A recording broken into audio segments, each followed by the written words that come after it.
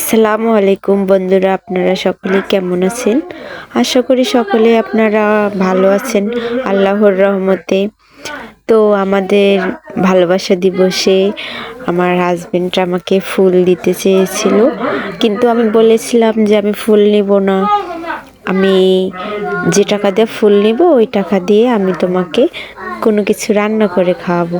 তো তখন সে বলল, তোমার ভালো, তোমার ইচ্ছা, তুমি যেমন খুশি তাই করো। পরে আমি তার পছন্দের রান্নাটা করে ফেললাম। তো আপনারা থাম্বনেল দেখে বুঝতেই পারছেন যে আমি কি তার পছন্দের রান্না করতেছি। আমি মুরগি নিয়েছি, আর মুরগিটাতে অনেক রকমের মশলা, আদা রসুন বাটা, হলুদ, মরিচের গুঁড়া, জিরা গুঁড়া দিয়ে দিয়েছি। দিয়ে এখন এটাকে ভালো করে মাখাবো। ও আর একটা কথা হচ্ছে, যেদিন আমি চিকেন চাপ বানাইছিলাম, তো ওই দিন আমাদের বাসায় আগুন লাগছিল রান্নাঘরে। আর হচ্ছে এই ভিডিওটা ভালোবাসা দিবসের 14 তারিখের, তবে আমি সময় না পাওয়ার কারণে আমি এডিট করতে পারি নাই, ভিডিওটা সঠিক টাইমে আপলোড দিতে পারিনি। তাই আমি আজকে এডিট করার পরে এখন আপলোড দিলাম। আর আপনারা সবাই কেমন আছেন অবশ্যই কমেন্টে জানাবেন। আমি সবসময় নীরব থাকতে পছন্দ করি, আর ঘোরাঘুরি অনেক পছন্দ করি। তবে আমি ঘুরতে এখন যাই না, কারণ আমার হাজবেন্ড এমনিতে অনেক ক্লান্ত থাকে, অসুস্থ, আবার কাজের থেকে আসার পর অনেক ক্লান্ত, যার কারণে কোথাও ঘুরতে যাওয়া হয় না। এই কারণেই আমি বাসায় মাঝে মধ্যেই তার জন্য তার পছন্দের খাবারগুলো রান্না করে দিই, এবং কি রান্না করার জন্য তার জন্য ভালো ভালো রান্না করে খাওয়ানোর জন্য অনেক চেষ্টা করি যাতে ভালোভাবে রান্নাটা হয়। আর যে আমার চিকেন চাপের মশলা মাখানো মুরগিটা তেলে ভাজবো এখন। আসল কথা চিকেন নামটা মুখে আসে না সহজেই, মুরগি নামটা চলে আসে। আসলে বুঝেন তো, আমরা বাঙালি বলতেই ভুল হবেই। তো আমি এখানে দিয়েছি চিকেন, মানে মুরগি দিয়ে এখন এটা ভালো করে ভাজা করব। তো আমি না একটা কথা আপনাদের সাথে শেয়ার করি। আমি সবসময় ভাবি যে আমি সবার কাছে ভালো থাকতে চাই, ভালো থাকবো, আমি তো ভালো, কিন্তু এটা ভুল কথা। একটা মানুষ কখনোই সবার কাছে ভালো হতে পারে না। হয়তো সবার কাছে ভালো হলে একজনের কাছে খারাপ হয়, এটাই বাস্তব। কারণ আমি এটার প্রমাণ বারবার পেয়েছি, তারপরও একই ভুল করি, আর আমি একটুতেই কান্না করে দিই। এটা আমার খুবই খারাপ অভ্যাস।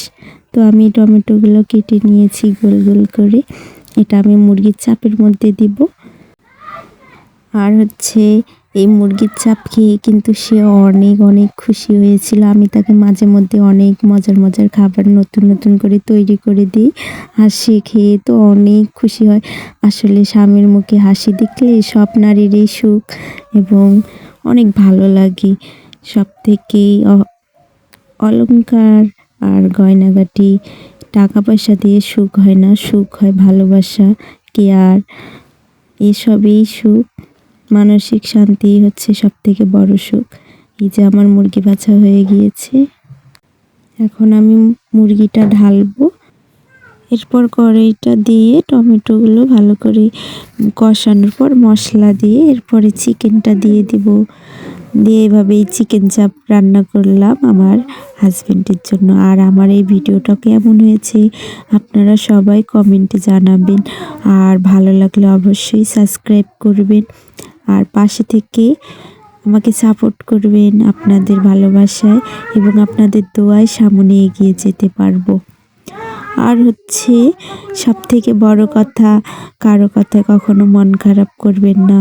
কারো কথায় মন খারাপ করে থাকলে কেউ বুঝবে না, বা কেউ মনের কষ্টগুলো বোঝার চেষ্টা করবে না, রাগ ভাঙাবে না, কেউ না। এর জন্য বলছি, নিজের মনটাকে শক্ত করবেন। আমি অনেক নরম, এরপরও আমি নিজেকে অনেক শক্ত রাখি।